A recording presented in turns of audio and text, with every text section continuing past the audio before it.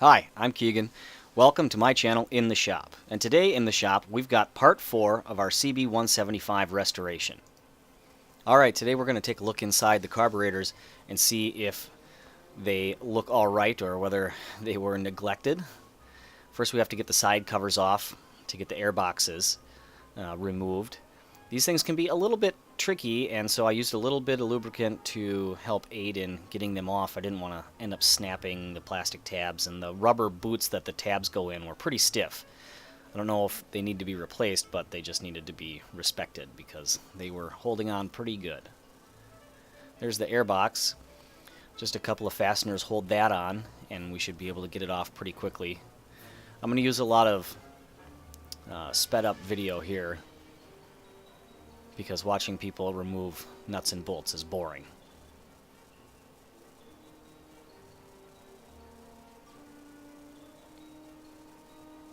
Airbox comes off pretty easy, and one bolt holds the cover on. We're going to get that apart and see what the filter element looks like. These airboxes, I guess, are becoming increasingly rare. You can't buy them new anymore, from what I understand, and this one looks pretty good, so we're going to keep running it.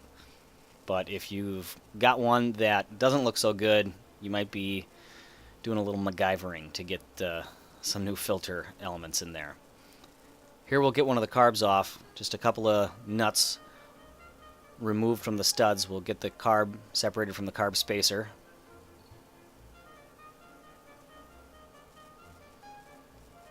And then take the ring off the top, and you should be able to slide the slide out. And there's the needle, and it actually looks pretty good.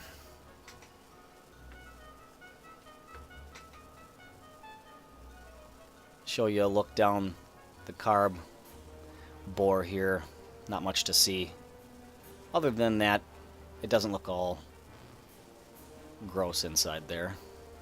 There's the screen keeping as well small animals from climbing in there. And here we can start taking the carb apart a little bit. I won't go into full detail on taking it apart. These things are pretty simple. There's the carb bowl drain. Take that off and check the O-ring. O-ring looked pretty good.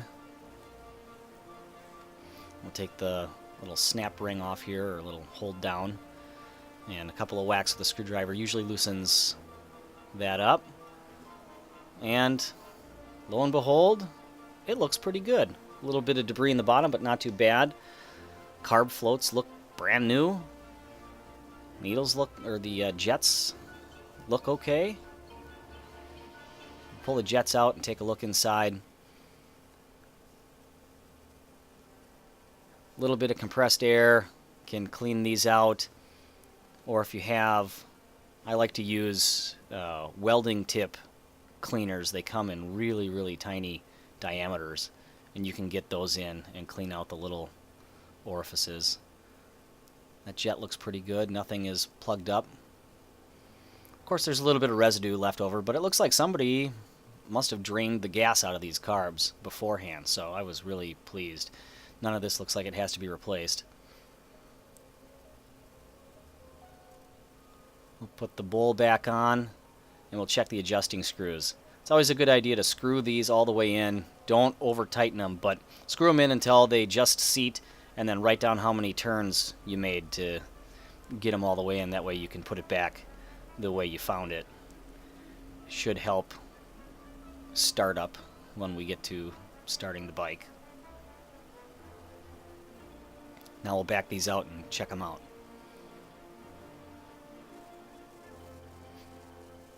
This one should be the idle speed adjustment. It holds the slide up at a varying heights, whether you screw it in or out.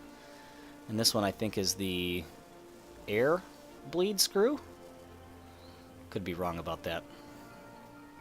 It looks like, other than a good cleaning, these carbs don't need a whole lot of attention. So I'll get them cleaned up, and I'll throw them in the drawer and move on to the next item here up for bid. That's about it for part 4. Join me for part 5 when I do this.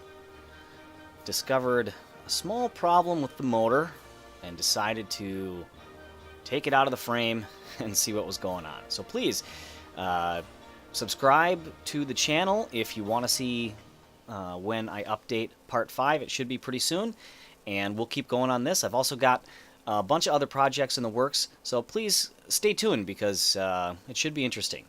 Thanks for watching.